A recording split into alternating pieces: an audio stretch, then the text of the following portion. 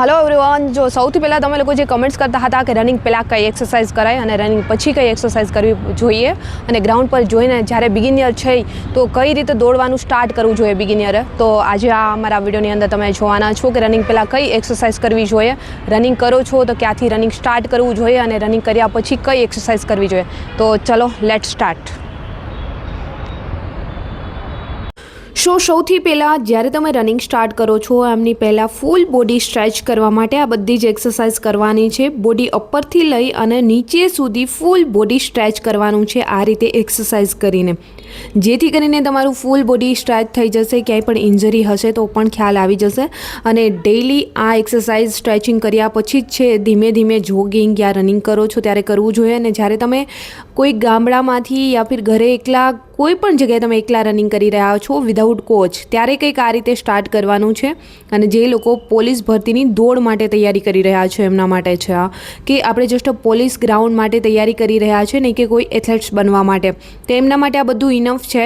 કેમ કે મેં 10 કિલોમીટર મેરાથોન રનર છું, તો 10 કિલોમીટર મેરાથોન રન કરવા માટે પણ મેં જાતે પ્રિપરેશન કરું છું કંઈક આ જ રીતે. અને મેં કહ્યું હતું કે 1 મહિનામાં રનિંગ કમ્પ્લીટ કરી શકાય.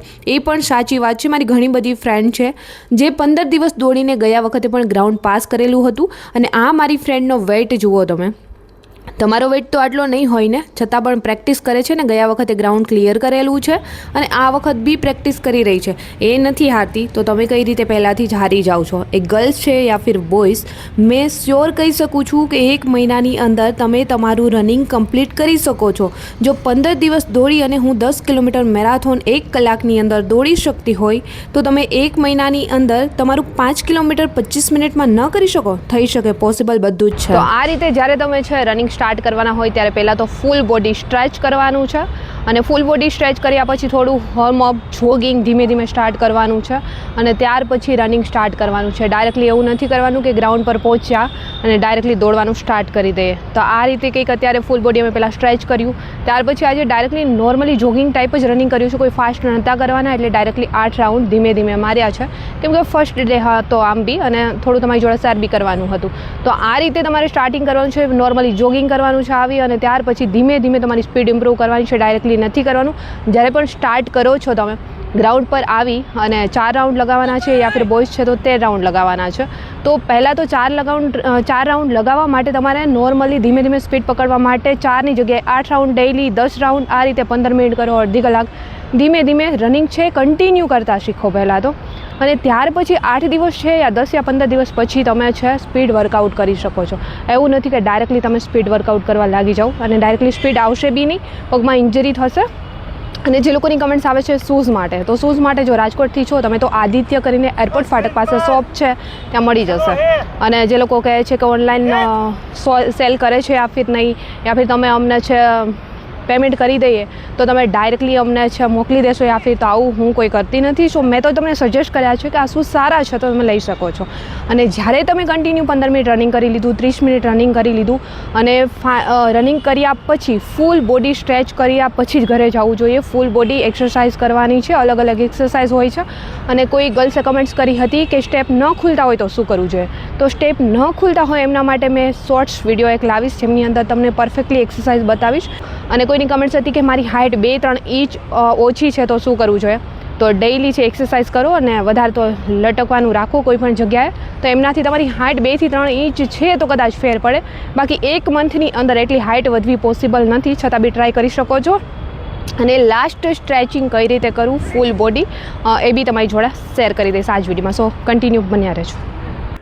આ જે તમને વર્કઆઉટ બતાવ્યું છે એ સૌથી પહેલાં ફૂલ બોડી સ્ટ્રેચિંગ એક્સરસાઇઝ, અને ત્યાર પછી વોર્મઅપ, ધીમે ધીમે જોગિંગ, અને ત્યાર પછી ધીમે ધીમે રનિંગ, લોંગ રનિંગ કન્ટિન્યુ કરવાનું છે. તમે 1600 મીટર માટે કરી રહ્યા છો યા ફિર 5 કિલોમીટર માટે.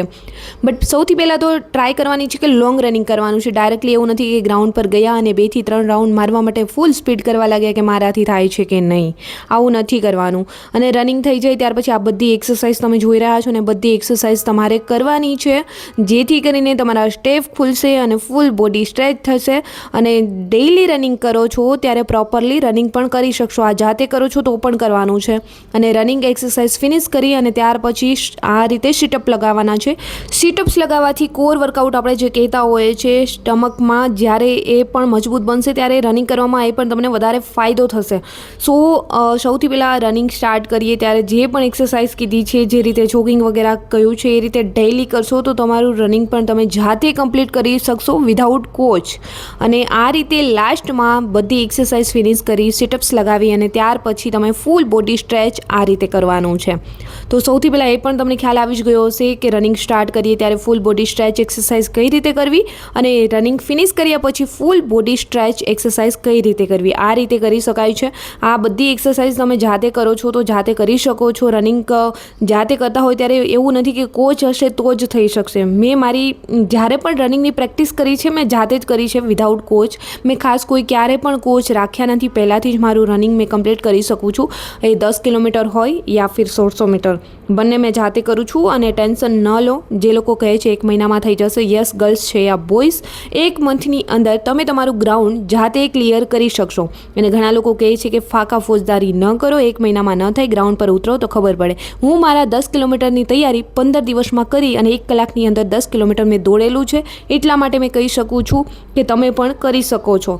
તો પ્રેક્ટિસ તો ચાલુ કરો, કમસે કમ થઈ જશે.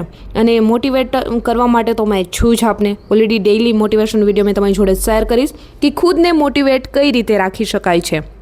જ્યારે તમે જાતે રનિંગ કરતા હોય ત્યારે બીજાનું મોટિવેશન કરતાં તમે ખુદને મોટિવેટ કરશો તો ખૂબ જ કામ આવશે. જ્યારે પણ મેં રનિંગ કરું છું ત્યારે મેં અંદરથી હિંમત હારું ત્યારે મને ખુદને મોટિવેટ મેં ખુદ કરું છું. તો આ રીતે તમે પણ રનિંગ સ્ટાર્ટ કરો. અને આજનો વિડીયો મેં જ કરીશ સમાપ્ત. જલ્દી મળીશું મારા ન્યૂ વિડીયો સાથે. ત્યાં સુધી બધાને બાય એન્ડ ટેક કેર.